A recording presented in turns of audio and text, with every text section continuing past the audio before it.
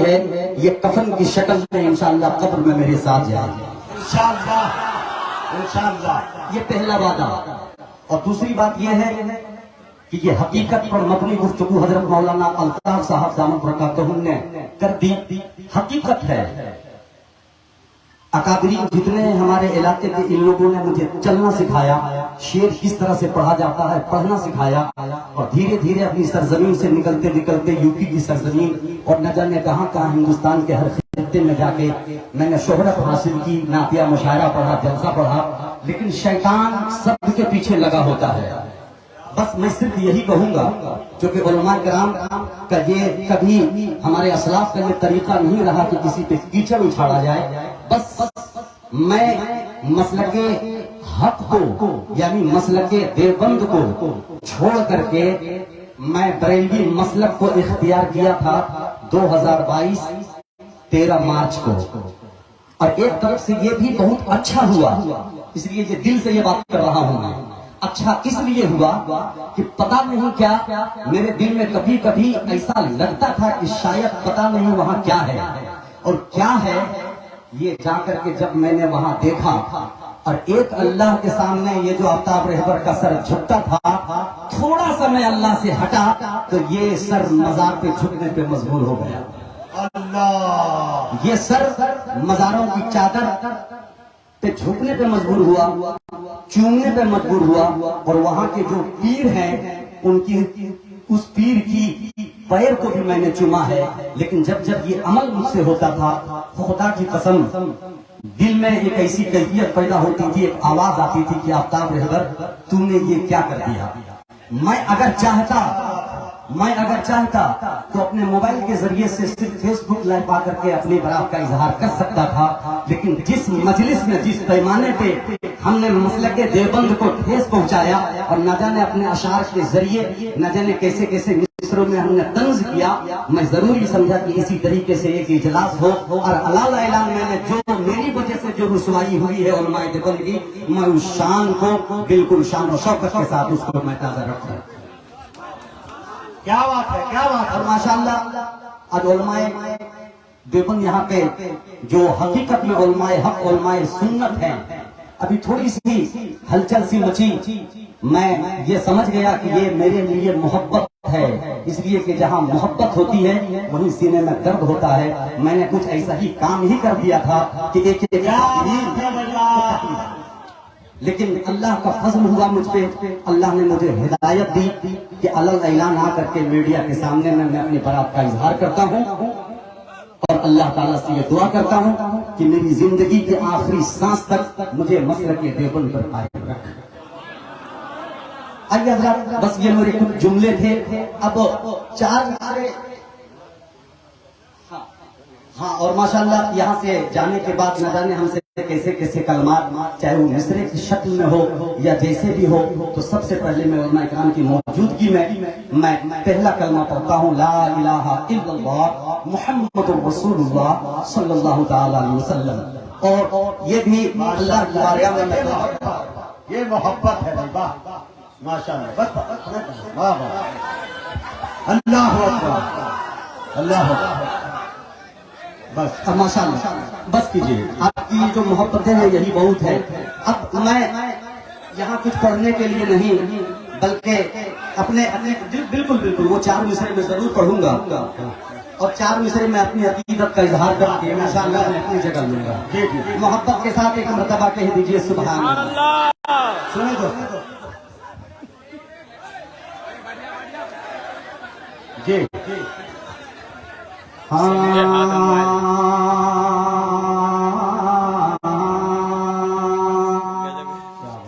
کہ میرے اللہ تجھے جب بھی پکارا میں نے، کیا بات ہے.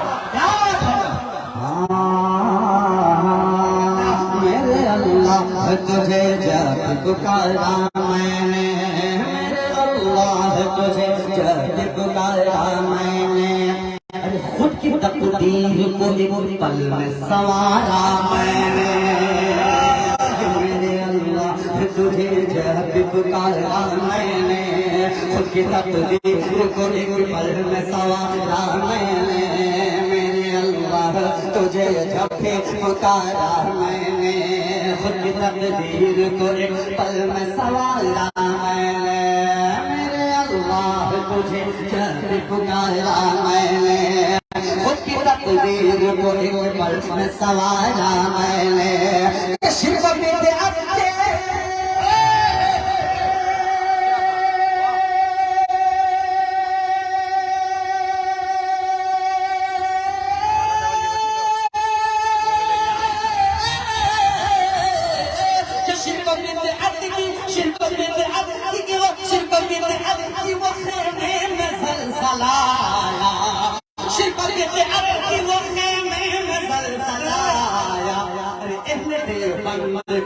نعرہ لگایا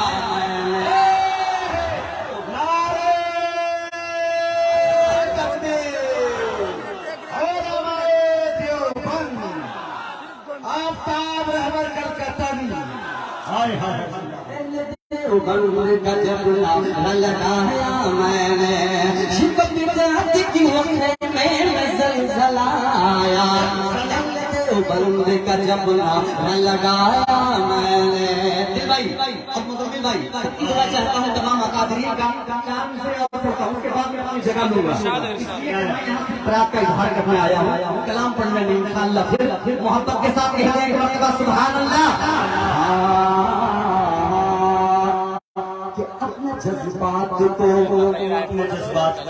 ہتھیار بنایا میں نے کیا بات ہے جذبات کو ہتھیار بنایا میں نے مفتی سعد مجید صاحب حضرت مولانا عبداللہ صاحب چتروتی صاحب کا کہ اپنے جذبات کو ہتھیار بنایا میں نے اپنے جذبات کو ہتھیار بنایا میں نے شرک بدعت کی وہ دیوار گرایا میں نے اپنے جذبات کو ہتھیار بنایا میں نے شرک بدعت کی وہ دیوار گرایا میں نے اپنے جذبات کو ہتھیار بنایا میں نے شرک بدعت کی وہ دیوار گرایا میں نے جذبات کو ہتھیار بنایا میں نے شرک بدعت کی وہ دیوار گرایا میں نے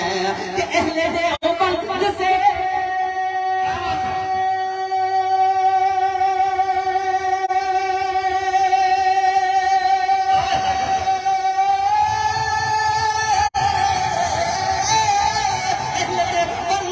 رشتہ ہے میرا اے لوگو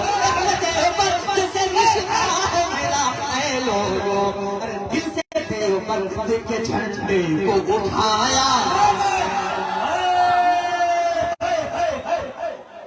دل سے دیوبند کے جھنڈے کو اٹھایا میں نے دل سے دیوبند کے جھنڈے کو اٹھایا میں نے دیوبند سے رشتہ ہے میرا اے لوگوں دل سے دیوبند کے جھنڈے کو اٹھایا میں نے تمام اکابرین سے بھی میں گزارش کروں گا کہ آپ دعا فرما دیں تو میں نے یہ مصرع پڑھا کہ دل سے دیوبند کے جھنڈے کو اٹھایا میں نے آخری سانس تک اللہ مجھے مسلک حق یعنی مسلک دیوبند کا جھنڈا اٹھائے رکھنے کی توفیق عطا فرمائے السلام علیکم ورحمۃ اللہ دوستو بہت خوب معزز سامعین اسی لیے میں نے آپ کو روکا تھا لیکن ابھی 5 منٹ کی گفتگو جو باقی ہے کر رہا ہوں کہ آفتاب رہبر صاحب نے جیسا کہ کہا یہ رجوع 1 مہینہ پہلے کر چکے تھے اللہ سے یہ 1 مہینے تک میں یقین جانیے وہاں جانے کے بعد میں نے آج تک آفتاب رہبر کو نہ کال کیا نہ میسج کیا چونکہ یہ گئے تھے اپنی مرضی سے اور آئے بھی اپنی مرضی سے اللہ نے ان کو ہدایت دی جیسا کہ انہوں نے کہا کہ یہ سر جو جھکتا تھا خدا کے سامنے جب کسی اور کے سامنے جھکنے لگا تو دل مجھ سے کہتا تھا کہ شاید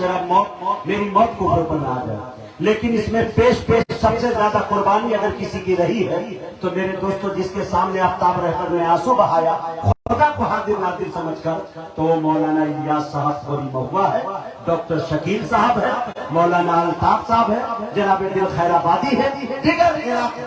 مولانا اکرم صاحب قاسمی کوڈرما جو ہے ماشاءاللہ وہ ہے، یہ سب سے بڑے سیدھا میں اور نام بھول رہا ہوں، تمام جگہ جا کر انہوں نے رجوع کیا ہے۔ لیکن میرے دوستو، مفتی محمد نذر تحویل صاحب جو علم کے ہمالیہ پہاڑ کا نام ہے، کون نہیں جانتا اس شخصیت کو؟ میرے دوستو وہاں جا کر انہوں نے رجوع کیا، اور دل بھائی صاحب نے جب تائید کر دیا جو مطلع پڑھا ہے، قسم خدا کی بھوچھال آ گیا، مزے کو بھی مزہ آ گیا ہے کہ نہیں؟ اب میں یہ چاہتا ہوں کہ اب تواریخ علماء دیوبند کی کیا رہی ہے، علماء دیوبند نے کیا پہل کیا ہے، ان کے یہاں وسعت کیسی ہے۔ دیکھیں میرے دوستو، یہ تمام چیزیں گفتگو کرنے کے لیے صرف 5 منٹ کے اندر، اور اس کے بعد دعا ہو جائے گی۔ میں بڑے ادب کے ساتھ جناب حضرت مولانا مفتی سعد النجیب صاحب قاسمی سے گزارش کر رہا ہوں حضرت تشریف لائے اور اپنی قیمتی باتوں سے ہم سامنے